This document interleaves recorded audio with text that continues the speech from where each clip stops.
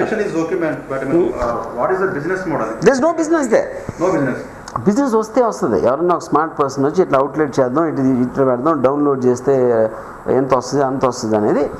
మా primary thing ఏంటంటే, నేను ఒక 2 hour ఫీచర్ ఫిల్మ్ తీసే స్టోరీ లేకుండా నాకు క్రియేటివ్ ఐడియా వచ్చి, లేకపోతే ప్రకాష్ రాజ్ నాకు ఈ డైలాగ్ చెప్పాలని ఉంది అని చెప్తే, ఇవాళ ఉన్న technology it is giving a outlet for that. అప్పుడు నేను మీకు పర్ఫామ్ చేయొచ్చు, లేకపోతే 10 మందికి చేయొచ్చు, 100 మంది పెళ్ళిలో చేయొచ్చు, ట్విట్టర్ కోసం చేయొచ్చు, లేకపోతే నేను ఆ సినిమా ప్రకాష్ రాజ్కి చెప్పి నేను సెల్ ఫోన్తో తెస్తానని చెప్పాను. ఏ కెమెరా వద్దు, నేను సెల్ ఫోన్తో తీసి మనం దాన్ని ఇంటర్నెట్లోనే ఇక్కడ రిలీజ్ చేద్దామని చెప్పాను. సో మీరు అడిగిన క్వశ్చన్ అది పాయింట్. ఏ మోడ్స్లో చేయొచ్చు అంటే sky is limit. Eventually there is a market. చూడటానికి ఇష్టమని జనం ఉన్నారు, వాళ్ళ దగ్గరికి తీసుకెళ్ళి ఇలాంటి సినిమా ప్రోడక్ట్ ఉందని వాళ్ళకి తెలియజెప్పడం ఎలా, అదొక పాయింట్. అది చేయడానికి ఎంత అవుతుంది, ఒకవేళ వాళ్ళకి నచ్చితే ఆ డబ్బు మనకి ఎంత వస్తుంది, ఎలా వస్తుంది, these are all marketing aspects. అయ్యి బాటమ్ లైన్ ఏంటి, సినిమా తీసేవాడు ఇంప్రెస్ చేయడానికి, చూసేవాడు నన్ను ఇంప్రెస్ చేయగలుగుతా లేదని చూసేవాడు. వీళ్ళిద్దరికి మధ్యన గ్యాప్ అనేది పబ్లిసిటీ అండ్ డిస్ట్రిబ్యూషన్ స్ట్రాటజీ అనేది కలుపుతుంది. ఇక్కడ దీంట్లో ఇన్స్టెంట్గా సినిమా తీసేసి దాన్ని రిలీజ్ చేసి సొమ్ము చేసుకోవాలన్నటువంటి ఐడియా ఒక పక్కన ఉంటే, at least it can be a marketing tool for him, for the aspirant. Correct. That's what you are going to say, right? And I mean, and coming back to the Dongala Mutha movie, మొదటి నుంచి కూడా మీరు ఒకటే అంటున్నారు, ఈ సినిమాకి పెట్టిన బడ్జెట్ ఒక్క షో అన్నా కూడా correct it is a super hit అని. కరెక్ట్. అంటే సినిమా నిజంగా ఒక్క షో ఆడుతుంది అంటున్నారు. Are you not complaint about the movie? First of all నేను ఎప్పుడు కూడా ఒక్కసారి కూడా I was never ever commented అన్న సినిమా ఆడుతుందా ఆడదా అని నా 20 years కరిగి నేను ఎప్పుడు చెప్పడం. నేను ఎప్పుడు డిఫైన్ చేసింది ఏంటంటే, హిట్ అనేది ఐదర్ ఇండివిజువల్కి నచ్చిందా లేదా ఒక పాయింట్, ఏది టికెట్ కొని చూస్తున్నవాడికి. రెండోది కమర్షియల్ హిట్ అనేది వర్డ్ ఎక్కడి నుంచి వచ్చింది, కలెక్షన్స్ వచ్చినాయా లేదా, కలెక్షన్స్ ఎవరికి వచ్చినాయి. ఫస్ట్ టైం నేను విజయవాడ వెంకట్రావు గారు అని ఒక డిస్ట్రిబ్యూటర్ ఉండేవారు, లక్ష్మీ ఫిల్మ్స్ అని. ఇప్పుడు ఉన్నారు లేదు నాకు తెలీదు, అంటే ఈ బిజినెస్లో ఉన్నారు లేదు తెలియదు. ఆయన చెప్పారు, సరే సినిమా ఎప్పుడు ఫ్లాప్ అవుతుందండి, ప్రైస్ రేంజ్ ఫ్లాప్ అవుతుంది అన్నారు. అది నాకు అర్థం లేదు కదా, ప్రైస్ రేంజ్ ఏంటని. అప్పుడే రియలైజ్ ఆయన 50 లక్షలు పెట్టి కొన్నారు అనుకోండి సినిమా, ఆయనకు 70 వస్తే హిట్ అంటారు, 30 వస్తే ఫ్లాప్ అంటారు. So basically directly within his investment and plus and minus. Same thing goes for the producer. ఇది కమర్షియల్ ఆస్పెక్ట్. యాక్టర్ అనేవాడికి వాడి క్యారెక్టర్ పేరు బాగా వచ్చిందా లేదు. ఇప్పుడు డర్ అనే సినిమా షారూక్ ఖాన్కి పెద్ద హిట్, సన్నీ దేఓల్కి పెద్ద ఫ్లాప్. ఎందుకంటే షారూక్కి పేరు వచ్చింది, సన్నీకి పేరు పోయింది మొత్తం. So Darr is Sunny Deol's flop. So flop and hit are very relative words. So as long as మనకు ఆ డెఫినేషన్ పారామీటర్ నేను చెప్పినప్పుడు, దొంగల మూట అది ఒక్క షో ఆడితే, ఒక్క షో అనేది నేను కమర్షియల్ ఆస్పెక్ట్లో చెప్పాను. ఎందుకంటే మిరపకాయ అనే సినిమా 15 కోట్లు అలాంటి ఫిగర్ దాంతో తీసిన సినిమా 300 స్క్రీన్లో రిలీజ్ చేస్తే, లెటెస్ సే, అంటే నేను just I'm giving an example, let's say first day 6 కోట్లు కలెక్ట్ చేసింది అనుకోండి. 6 కోట్లు కలెక్ట్ చేస్తే పిక్చరు ఒక అంటే 4 shows యావరేజ్ మీరు వేసుకుంటే దాంట్లో 1.5 crore కలెక్టెడ్ ఫస్ట్ షో, ఒక మార్నింగ్ షో. దాంట్లో మీరు ఎగ్జిబిటర్ అన్నీ ఒక రఫ్గా 50% తీసేస్తే 75 lakhs కలెక్ట్ చేసింది profit for the over concern financial guys.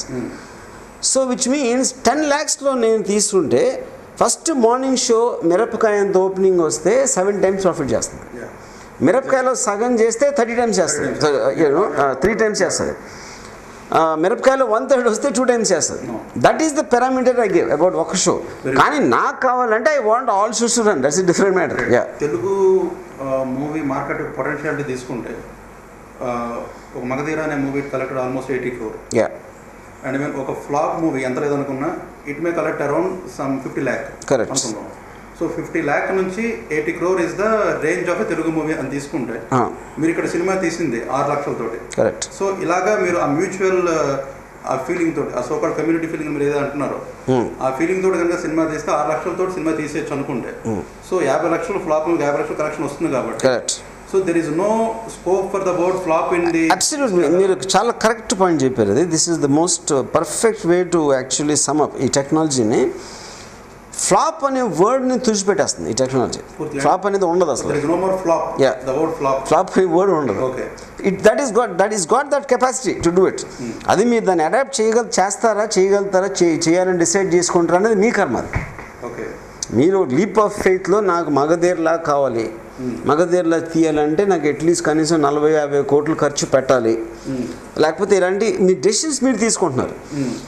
కాంటెంట్ని మీరు నమ్ముకుని స్క్రిప్టు, డైలాగు, పర్ఫార్మెన్సెస్ అనే వాటి మీద మీరు నమ్ముకుని ప్రొడక్షన్ వాల్యూస్కి వెళ్ళకుండా ఉంటే ఫ్లాప్ అనేది రావడానికి ఆస్కారం లేదు. రిలీజ్ అవ్వకపోవడానికి ఆస్కారం ఉంది, అది వేరు. వన్స్ రిలీజ్ అయితే ఫ్లాప్ అవుతుంది. అండ్ ఈ దొంగల ముఠా వరకు మీరు ఫస్ట్ ఇచ్చిన ప్రెస్ నోట్లో కూడా ఎవరికి కూడా పారితోషికాలు ఇవ్వడం లేదు, and only from the recovery it is going to be paid అన్నారు. కరెక్ట్. అంటే దాన్ని ఏ రేషియోలో, ఏ ప్రాతిపదికన? రేషియో అనేది ఆల్రెడీ అందరి ఫిక్స్ చేశారండి మొత్తం. ఎవరో నార్మల్గా ఇలాంటి టైప్ ఆఫ్ ఫిల్మ్, టైమ్, ఇలాంటి వాళ్ళ ఇమేజెస్ అవన్నీ పెట్టుకుని, సో దాంట్లో లీస్ట్ అమౌంట్ ఎవరికైతే ఇవ్వాలో మామూలుగా మనం చేసినప్పుడు తనకి ఫస్ట్ వెళ్తుంది. అలా అసెండింగ్ ఆర్డర్లో వెళ్తా రవితేజకి లాస్ట్ వెళ్తుంది, రవితేజ తర్వాత నాకు వస్తుంది. So that is the basic parameter we fixed. తర్వాత మీరు ఒకటి చెప్తూ ఉంటారు ఎప్పుడు కూడా, అంటే ఎవరి వల్ల అయితే సినిమా థియేటర్కి జనాలు వస్తారో, అంటే ఎవరి వల్ల అయితే టికెట్ సేల్ అవుతాయో, కరెక్ట్, వాళ్ళకి పేమెంట్ ఎక్కువ, అంటే correct, they deserve for the payment in the industry 100% అంటారు.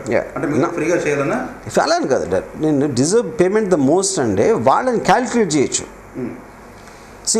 బేసిక్ పాయింట్ ఏంటంటే ఇప్పుడు రవితేజ అనే ఒక యాక్టరో, కళ్యాణో, లేకపోతే ఎన్టీఆర్, వాటెవర్ యూనో, వాళ్ళ పోస్టర్ మీద ఉన్నప్పుడు వాళ్ళ ప్రీవియస్ సినిమా మీరు కలెక్షన్స్ తీసుకుని దాన్ని బట్టి ఇలా ఉంటే అప్రాక్సిమేట్లీ ఎంతమంది వస్తారు అన్న దానితో వాళ్ళ బిజినెస్ పొటెన్షియల్ ఏంటి అనేది ఒక ఇది ఉంటుంది. దాని variation depending on how good the film is or not, ఒక 10-20% ఫ్లక్చుయేషన్ అవుతుంది. It is who called opening. దాని తర్వాత మెరిట్ మీద any picture can do anything. So వాళ్ళకి మీరు కాస్ట్ ఎంత అవుతుంది, రికవరీ ఎంత, ఈ మధ్యలో ఉన్న గ్యాప్ బట్టి వాళ్ళ రెమ్యూనరేషన్ అనేది ఫిక్స్ అవుతుంది ఎప్పుడైనా. Okay. So that is no problem. ఎందుకంటే ఎవరన్నా కొంచెం ఎక్కువ ఇవ్వచ్చు, నాకు ఇతనితో చేసి తీరాలి అనే ఒక కోరికతోటి యూ కెన్ అఫోర్డ్ అవ్వచ్చు, లేకపోతే కొందరు చాలా కాస్ట్ ఎక్కువైపోతుంది బాబు కొంచెం తగ్గించని అడగచ్చు. ఇలాంటి రకరకాలు జరగచ్చు దాంట్లో.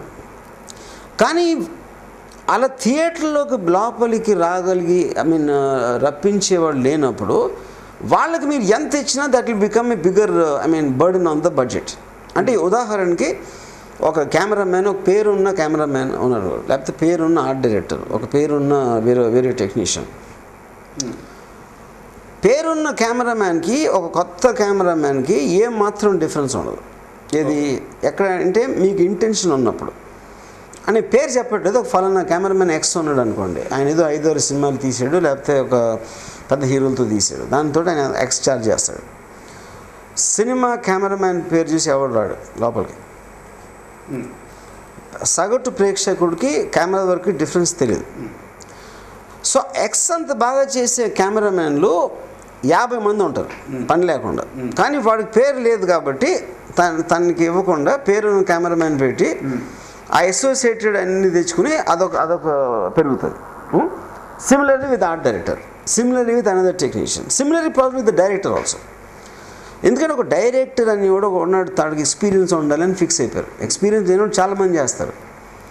సో డైరెక్టర్ కూడా ఈడుంటే మనకేం పెద్ద ప్లస్ అవ్వదు అని అనుకున్నప్పుడు డైరెక్టర్ అనేది మీనింగ్లెస్. నేను ఒక్క టెక్నీషియన్ గురించి చెప్పట్లేదు అక్కడ నేను. సో ఇప్పుడు అంటే సింపుల్ థింగ్ చెప్తాను మీకు. ఇప్పుడు రవితేజ ఒక పేరున్న డైరెక్టర్ చేసాడు అనుకోండి, సేమ్ రవితేజ కొత్త డైరెక్టర్తో చేస్తే మార్కెట్ పొటెన్షియల్ రికవరీకి పెద్ద తేడా ఉండదు. కానీ సేమ్ పేరున్న డైరెక్టరు కంప్లీట్ న్యూ కమరో లేకపోతే ఒక చాలా చిన్న లెవెల్ ఉన్న ఒక యాక్టర్తో చేస్తే చాలా తేడా ఉంటుంది మార్కెట్ రిటర్న్లో. సో ఎప్పటికైనా హీరో అనేవాడు is the biggest commodity in a film. Nobody can match anywhere near that. So అది ఒక్కటి మాత్రం మీరు బ్యాంకింగ్ ఫ్యాక్టర్గా పెట్టుకుని మిగతా ఇష్యూస్ అన్నిట్లో you should do a rock bottom kind of a planning in budget. That is when it will always be in budget. కానీ ఇక్కడ ఏం చేస్తారంటే మనం రివర్స్లో వెళ్తాం. హీరోకి మొత్తం ఇచ్చేసి దాని తర్వాత అందరికీ కూడా హీరోకి సమానంగా రేషియోలో ఇచ్చేసి తర్వాత నెత్తి మీద కొట్టేసుకుని ఏడుస్తారు. అది పాయింట్.